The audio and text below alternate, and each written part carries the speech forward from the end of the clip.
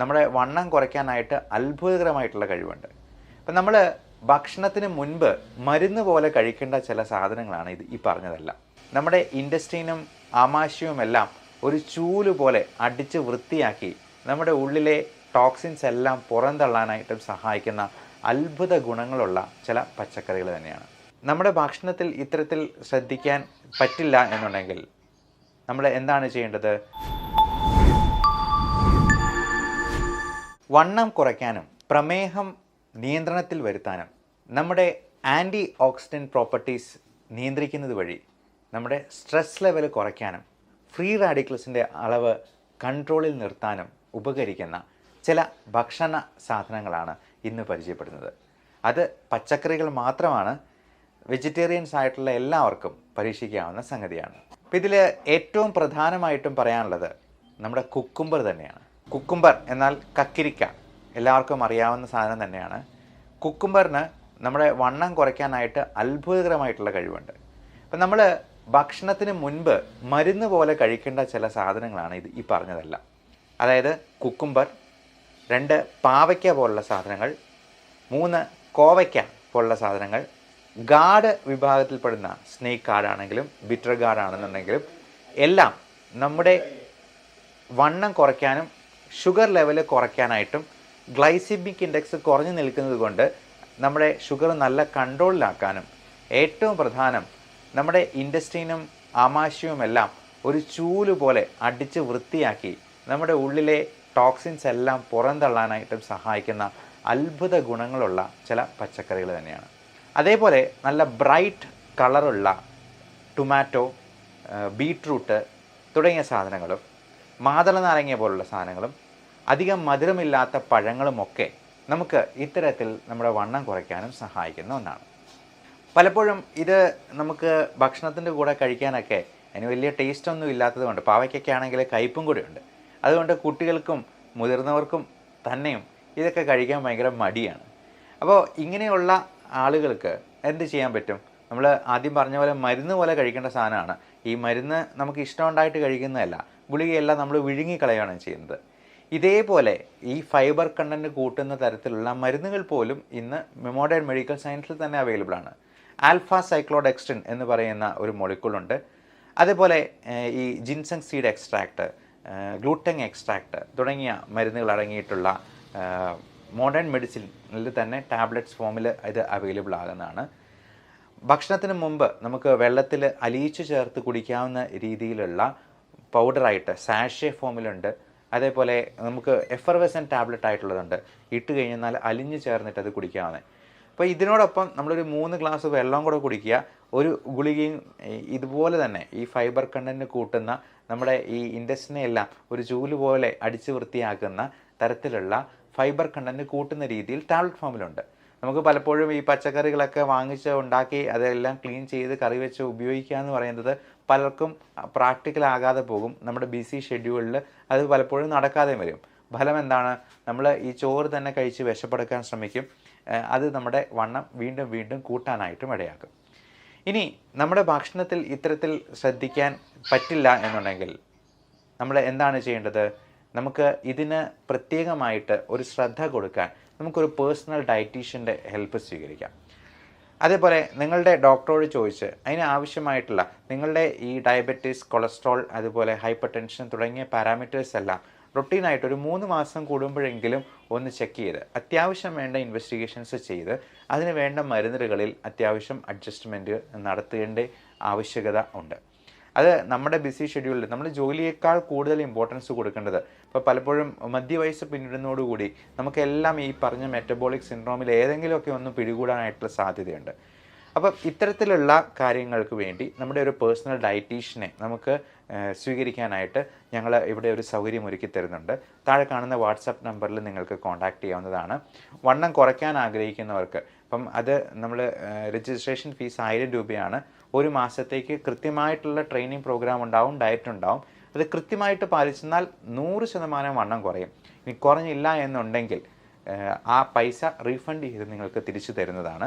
ഇത്തരത്തിലുള്ള കാര്യങ്ങളെക്കുറിച്ച് ഡോക്ടറോട് നേരിട്ട് കൺസൾട്ടേഷൻ വേണമെങ്കിലും ഓൺലൈൻ കൺസൾട്ടേഷൻ നമ്പർ 9567710073 എന്ന നമ്പറിൽ വാട്സപ്പ് ചെയ്യുക. അതിന് വേണ്ട ഡയറ്റും കാര്യങ്ങളും നമ്മൾ അവിടുന്ന് അയച്ചു തരുന്നതാണ്.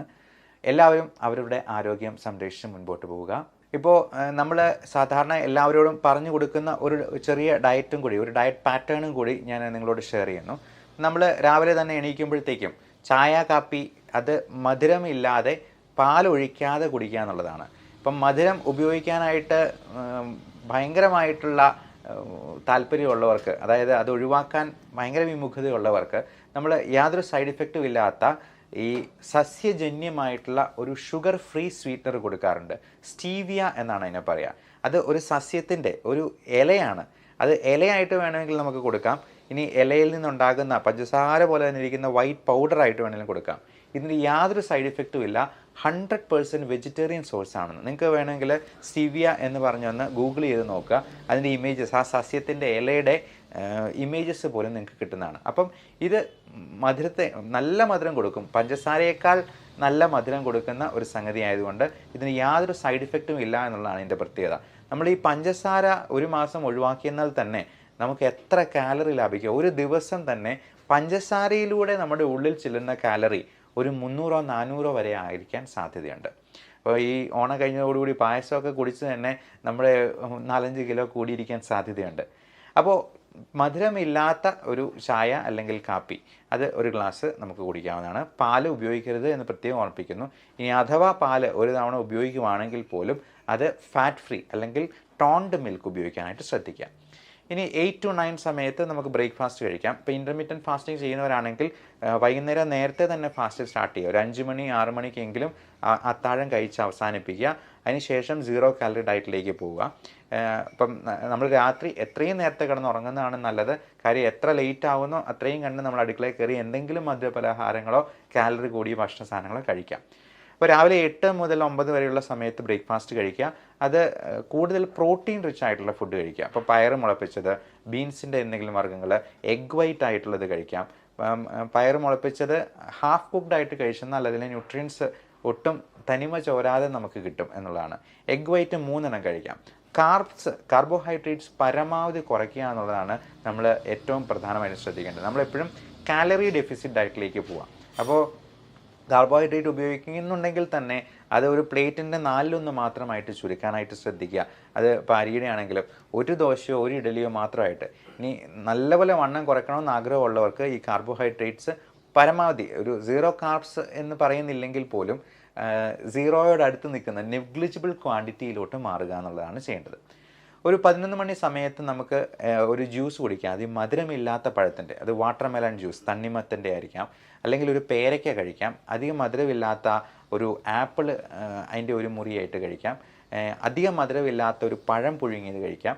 അപ്പോൾ ഇത് നമ്മുടെ വിശപ്പിനെ ഒന്ന് അമർത്താനായിട്ട് നമ്മൾ ആ സമയത്തൊരു വടയോ അല്ലെങ്കിൽ ഒരു പഴംപൊരിയൊക്കെ കഴിച്ചെന്നാൽ അതൊരു ഊണിനേക്കാൾ കൂടുതൽ കാലറി ഉള്ളിലോട്ട് പോക്കും എന്നുള്ളത് പ്രത്യേകം ഓർക്കുക. അതുപോലെ റോബസ്റ്റ പഴമാണെങ്കിൽ നമുക്ക് അധികം പഴുത്ത് പോകാത്ത, അധികം മധുരമില്ലാത്ത രീതിയിലുള്ള പഴം ഉപയോഗിക്കാനായിട്ട് ശ്രദ്ധിക്കാം. ഒരു 12:30-1 മണിയാവുന്ന സമയത്ത് നമുക്ക് ലഞ്ച് കഴിക്കാം. അതിൽ കൂടുതലും വെജിറ്റബിൾ അവിയലായിട്ടും സാമ്പാറായിട്ടും തോരനായിട്ടും പയറ് തോരനായിട്ടും ഒക്കെ ഉൾപ്പെടുത്തുക. ഫിഷ് കറി ആയിട്ട് കഴിക്കുക. ചിക്കൻ ആണെങ്കിലും കറി വെച്ച് കഴിക്കുക.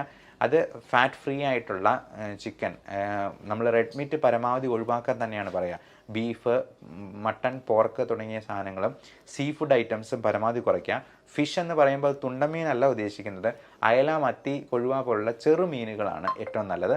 അത് കഴിവതും ഫ്രൈഡ് ഐറ്റംസ് കുറച്ച് കറി വെച്ച് തന്നെ കഴിക്കാൻ ശ്രദ്ധിക്കുക.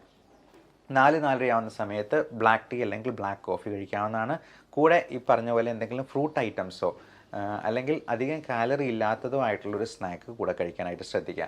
നമുക്ക് ഹോൾ ഗ്രെയിൻ ബ്രെഡായിട്ട് കിട്ടും. നല്ല തവിടോട് കൂടിയ, ഇപ്പം മില്ലറ്റ്സ് പോലുള്ള ധാന്യങ്ങൾ കൊണ്ടുള്ള, ചോളം പോലുള്ള അതുകൊണ്ടുള്ള പുട്ടോ ദോശയൊക്കെ ഉണ്ടാക്കി അതിൽ നല്ല തവിടുണ്ട് എന്നുള്ളത് കൊണ്ട് തന്നെ അതിലെ കാലറി കണ്ടന്റ് വളരെ കുറവായിരിക്കും. പണ്ടൊക്കെ ഈ മൂത്ത കുട്ടികൾ ഇളയ കുട്ടികളോട് പറയായിരുന്നു, നിന്നെ തവിട് കൊടുത്ത് വാങ്ങിച്ചാണെന്ന്. പക്ഷേ ഇപ്പോൾ അവരോട് തിരിച്ചു പറഞ്ഞില്ല, തവിടിന് കൂടുതൽ പോഷകമൂല്യമുണ്ട്, തവിടിന് ഒരുപാട് ആൻറ്റി ഓക്സിഡൻറ്റ് പ്രോപ്പർട്ടീസ് ഉണ്ട്, അതുകൊണ്ട് തവിടാടാ അരിയേക്കാൾ കൂടുതൽ നല്ലത് എന്ന് വേണമെങ്കിൽ തിരിച്ച് വീമ്പ് പറയാം. 7 മണി മുതൽ 8 മണി വരെയുള്ള സമയത്തെങ്കിലും നമ്മൾ അതിനോടാകുമെങ്കിലും ഡിന്നർ കഴിച്ച് തീർക്കാനായിട്ട് നോക്കുക. ഇപ്പം ജോലിയൊക്കെ കഴിഞ്ഞ് പോയിട്ടുള്ളവർക്ക് 7 മണിയോടുകൂടി ഡിന്നർ കഴിക്കാൻ പറ്റുള്ളൂ എന്നുള്ളതുകൊണ്ടാണ് ഇൻ്റർമീഡിയൻറ്റ് ഫാസ്റ്റിംഗ് ചെയ്യാൻ പറ്റുവാണെങ്കിൽ ഒരു 5 മണി 6 മണി മാക്സിമം അതിനോടകം ഭക്ഷണം കഴിച്ച് അവസാനിപ്പിക്കാനായിട്ട് ശ്രദ്ധിക്കുക. അതിനുശേഷം ഇപ്പം വെള്ളമായിട്ടോ അല്ലെങ്കിൽ ഗ്രീൻ ടീ ആയിട്ടോ നമുക്ക് കുടിക്കാവുന്നതാണ്. ബ്ലാക്ക് ടീയോ ബ്ലാക്ക് കോഫിയോ രാത്രിയിലത്തേക്ക് കഴിച്ചാൽ നമുക്ക് ഉറക്കം കുറഞ്ഞു പോകാനുള്ള സാധ്യതയുണ്ട്. ഇനി വേറൊരു ചെറിയ ഒരു ടിപ്പ് കൂടി പറയാം. നമുക്ക് ഉറക്കം ഉണ്ടാകാനായിട്ടുള്ള പല മരുന്നുകളുണ്ട്. ഈ അലർജിയുടെ ലിവോസിട്രസിൻ മുതൽ പല പെയിൻ കില്ലേഴ്സിനും മറ്റ് പല മരുന്നുകൾക്കും ഉറക്കം വരുന്ന ഒരു സൈഡ് ഇഫക്റ്റ് ആയിട്ടുണ്ടാകും. നമുക്കതിനെ പോസിറ്റീവായിട്ട് ഒന്ന് മോഡിഫൈ ചെയ്ത് ഉപയോഗിക്കാം. കാരണം നമുക്ക് ഈ മരുന്നുകളെ ഒരു 5 മണി 6 മണി സമയത്ത് കഴിച്ച് കഴിഞ്ഞാൽ ഒരു 8 മണി 9 മണി ആകുമ്പോഴത്തേക്കും നമുക്ക് നല്ല ഉറക്കം വരും. അപ്പോൾ നേരത്തെ കിടന്നുറങ്ങിയെന്നാൽ നല്ല ഉറക്കം കിട്ടിയെന്നാൽ നമ്മുടെ വണ്ണം കുറയ്ക്കാനായിട്ടും സ്ട്രെസ് ലെവൽ കുറയ്ക്കാനായിട്ടും സഹായിക്കും എന്നും കൂടി ഒരു ടിപ്പായിട്ട് പറഞ്ഞുകൊള്ളുന്നു. Everyone take care of your health. Love and regards, Dr. Bibin Jose, Palma Medical Center, Pala, Kanjirappalli and Sultanbel.